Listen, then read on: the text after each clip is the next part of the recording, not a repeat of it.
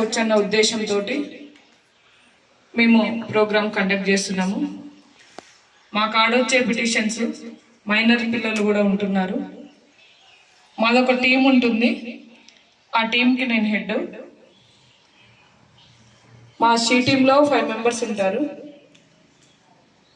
ఎవరైనా మీకు ఇబ్బంది కలుగజేసినట్లయితే చిన్నపిల్లల నుంచి ముసలివారి వరకు ఎవరికైనా,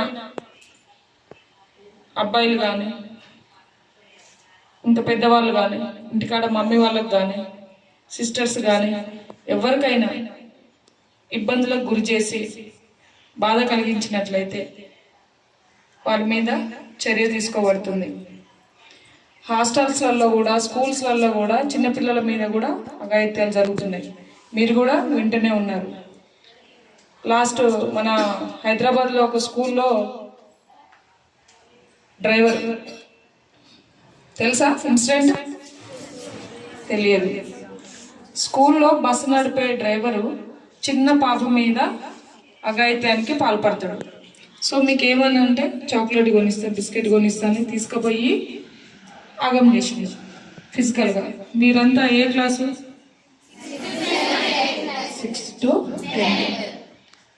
సో అటువంటి అఘాయిత్యాలు జరిగే అవకాశం ఉంది కాబట్టి ఇందాక అన్నారు కదా సారు, కళాబృందం సార్ ఏమన్నారు, గుడ్ టచ్ బ్యాడ్ టచ్ గురించి చెప్పారు కదా.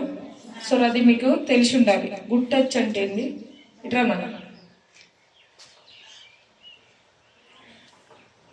పాప చూపిస్తారు మనకి ఇప్పుడు, తెలుసా? ఏ క్లాస్? ఏం పేరు?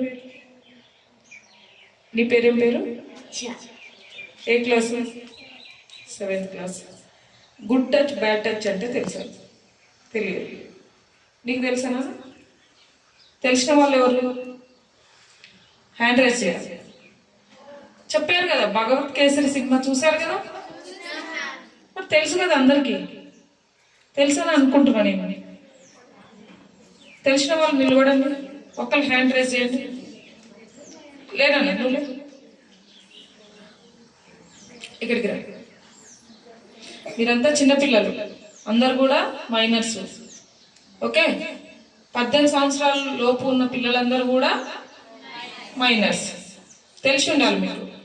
సో మీకు అన్ని విషయాలు తెలియదు కాబట్టి చెప్పడం మా బాధ్యత. మీకు లెసన్ చెప్పేటప్పుడు కూడా టీచర్స్ కూడా చెప్తారు. చెప్పారా? Okay. Good touch bad touch గురించి ఏ క్లాస్ ఉన్నది?